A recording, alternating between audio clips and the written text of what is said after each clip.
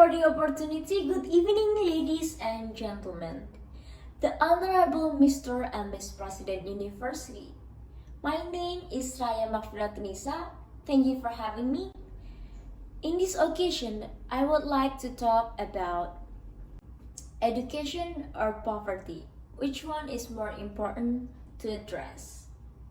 Ladies and gentlemen, I believe that our parents have tried their best to fulfill our needs, including education.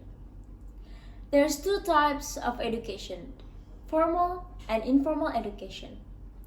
Basically, education is both the act of teaching knowledge to others and the act of receiving knowledge from someone else. We usually start our formal education from kindergarten, proceed to elementary school, then we go to junior and senior high school. However, have you ever think that there's actually many kids, many teenagers, unfortunately, unlucky that they don't get the education they deserve? It's not unreasonably they didn't get the education they deserve. There are several reasons, including poverty. Quoted from Science Direct Assets, the link between poverty and lack of education is a research topic increasingly more common in the last decade. In general, poverty makes us think of education failure, which means that children born into poverty are born in a vicious circle of poverty, of which they cannot escape. Those born in poverty are less prepared or not prepared at all for school. This practically represents a failure compared to other children from primary school. This leads to the inability to integrate. The question that follows: in such circumstances, can a child born in poverty can get out of this cycle? Even though sociologists and researchers have different approaches in this area, though they come into a common conclusion. For the vast majority of children born in poverty, the chance of success in education is lower.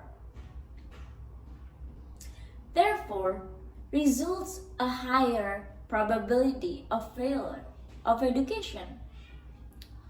Following this failure, the chances of success as an adult are limited, which can make us think of social exclusion. Most families living in conditions of extreme poverty can afford to send one or all of their children to school. Moreover, in many countries, even primary education must be paid, and secondary education is free and compulsory only in developed countries and in some less developed countries. Let us not forget that in addition to tuition and fees related to textbook and school supplies, the family pays even for extra schooling, vital to any kind of academic success. Besides the fact that poor families cannot cope with these financial limitations, there are also economic realities. Children have to quit school in order to earn money, where welfare will depend on the family. Moreover, dropout because of poverty leads to the perpetuation of child poverty, and the potential of achieved incomes decreases.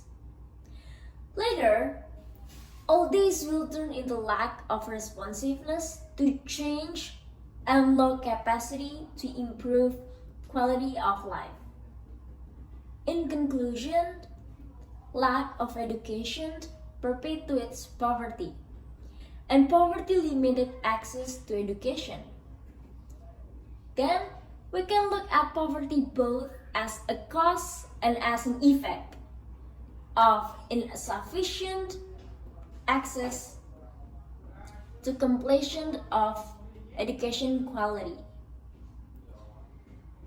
Basically, poverty reduction entails ensuring access to education quality. I hope the government will more aware in this case. It doesn't matter which one is more important because both of the problem is the lead of cause and effects of each other. However, education should be in the maximum quality in every countries. Lastly, from me, quoted from the quote, education is the passport to the future. From tomorrow's belong to those who prepare for it today. Malcolm X. Thank you.